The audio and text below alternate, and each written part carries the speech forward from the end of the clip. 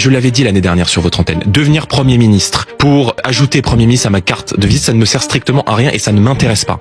Je veux devenir Premier ministre, je veux aller à Matignon pour changer le quotidien des Français. Vous êtes confiant qu'un certain nombre de députés LR viendraient travailler avec vous une fois que les choses seraient engagées? Il n'est pas interdit de le penser, en tout cas dans l'intérêt du pays. Je ne ferai preuve d'aucun sectarisme. Tendez la main ce matin aux Républicains. Madame, pour gagner, il faut rassembler. Je suis convaincu qu'aux Républicains, il y a une partie des militants, des sympathisants, des électeurs, mais aussi des cadres et des parlementaires qui ne souhaitent pas, comme le fait Monsieur Retailleau, se fondre dans le macronisme. Je suis parfaitement disposé et parfaitement prêt à leur tendre la main sur un accord de gouvernement. Mais tout cela n'interviendrait que dans la situation où je n'aurais pas 289 députés. Parce que comprenez bien que si les gens votent pour le Rassemblement National, c'est pour avoir une majorité Rassemblement National. Mais la règle, elle est simple, c'est 289 députés. Et si il me manque quelques députés pour constituer une majorité, je tendrai la main autour de moi. Avez-vous aujourd'hui des contacts avec des membres des Républicains? Oui, bien sûr.